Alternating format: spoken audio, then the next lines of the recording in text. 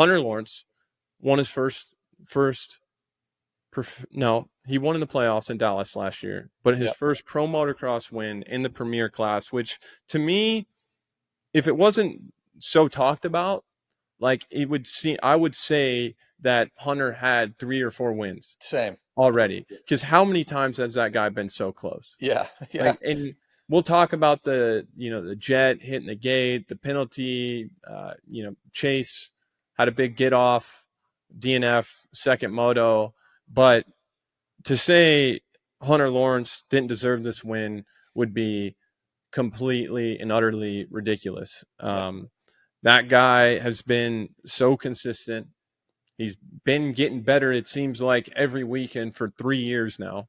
Mm-hmm. He's always had an off weekend at Washougal. Admittedly, not his favorite track. Doesn't gel with it. Came back this weekend, 2-2. Sure, he would have liked to win a moto. It's always nice to win a moto, win the overall. But an overall is an overall. Hunter Lawrence, it's about time, man. Congrats, though. He did it, JB. He did it. Well deserved. We've talked about it time and time again, whether it's on this show or you and I personally or Race Day Live, pre-show, post-show, whatever it is. We respect Hunter Lawrence at the highest level. And a lot of it is the way he's gotten there. You've said multiple times how you can relate to him. You get knocked down, you come back, get knocked down again, you come back.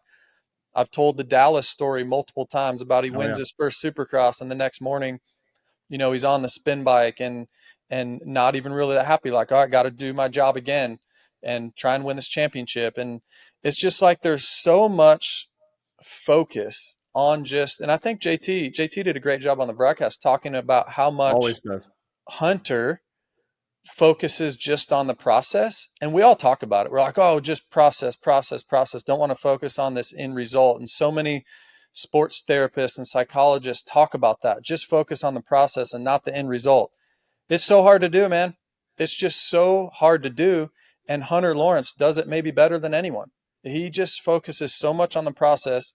And once again, I've said it before, I was there at the test track with him when he's 3 to 4 seconds a lap off the pace, but he's only focusing on that day and the process that him, his team, Johnny O'Mara, Dazzy, and all have in place for what we're going to achieve on this single day. And I'll self-admit it, I wouldn't be able to do that. I'm chasing lap times. I'm trying to go fast. Yeah, I could maybe work a section here or there, but to be that far off in the 250 class at a certain time in his career, it's so impressive to now be one of the most elite 450 riders in the world. I mean, he demands a rider, number one rider on a team salary. Absolutely. He No even doubt. though he's paired up next to Jet, who is better. I mean, Jet's just a freak that once every 10 to 15, maybe we've never seen anything like this. Yeah.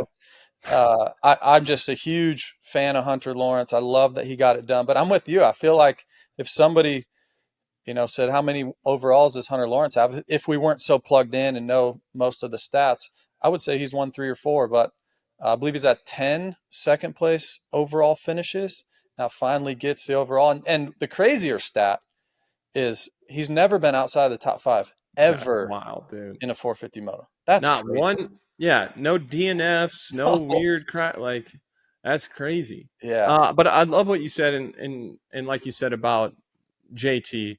For one, JT does an unreal job on the broadcast every weekend. There's hardly ever a time that guy speaks and I'm not like, wow, that was really well said. And it's just he has that knowledge that comes with having a long career in the sport, being around it. He has that knowledge, and I think he's so good at making the kind of those little nuances that come with racing, the things that like you and I know that fans maybe don't. He does such a great job of articulating that in a way that people can understand and digest.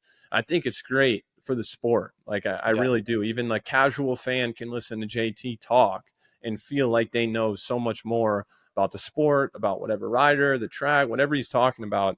So shout out JT. I think that's a pretty universal thing in our sport. I don't think there's many fans that don't appreciate what he's doing. But I did love what he said about how he focuses on the process. And you and I know that's it's so difficult. It's so difficult to do when the result, the result is what you've spent like pretty much every waking moment of your life working towards. So how can you be disciplined enough to be like, whatever my best is, like to focus on the process, whatever my best is, like that to me, that is what I'm striving for. Mm-hmm. It is so hard, and the emotional maturity, the emotional discipline it takes to keep bringing yourself back to that spot, because humans are still human beings. It's not like Hunter, it's not like it's just super easy for him to focus on the process, like he's just naturally predisposed to, just like that's easy for him. It's difficult. Like I'm sure his mind wanders towards, how many times over the course of this season has he probably laid in his bed and thought about, man, I cannot believe I don't have an overall win yet. Like, but I think an important distinction is guys like that, guys like Hunter that are so good at focusing on the process. It's not like that's just how they think all the time. It's what they do when their mind wanders. Is Mm-hmm. it they bring it back to the goal, to the process, time and time and time again. It's not like we talked about this with Ryan Dungey, I believe, is at Daytona on Race Day Live this year, but it's yeah, it's not like their mind doesn't wander.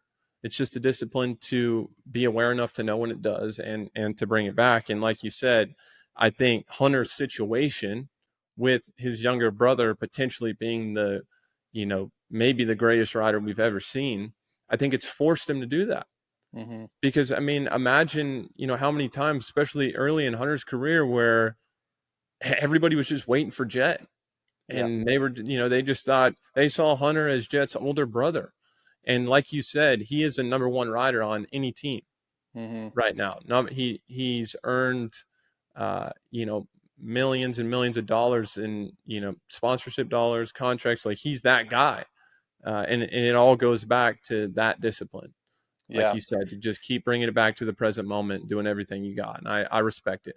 Yeah. Yeah. Well said. The one thing that I will say, and why it's so important to focus just on the process, and why we should all strive to do that, is I guarantee you, if we talk to Hunter right now, he's rode better handfuls of times and not won the overall than he did this weekend, last Yeah. weekend at Ironman. I can guarantee you that wasn't the best he's ridden the 450. There's been weeks where he's probably should have won the overall, but he's went, 1-3 or whatever it may be. And now he goes 2-2 and wins the overall. So if you're just basing this kind of goes back to earlier about just you're so dialed in on just that result and it defines you. If you're only dialed in on that, then he would go back this week and say, "Oh, accomplished everything I wanted to accomplish. I Yeah, I'm good finally to won." go.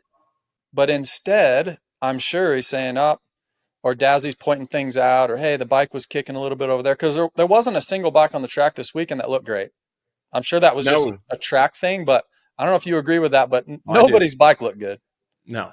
So there's always room for improvement. So yeah, I mean, if you're only focused on the end result, it's like it can mislead everybody down the wrong path. And although Hunter rode great, he even said it in his own words after the first moto, like didn't feel that great, got tracked down from Chase, especially towards the end.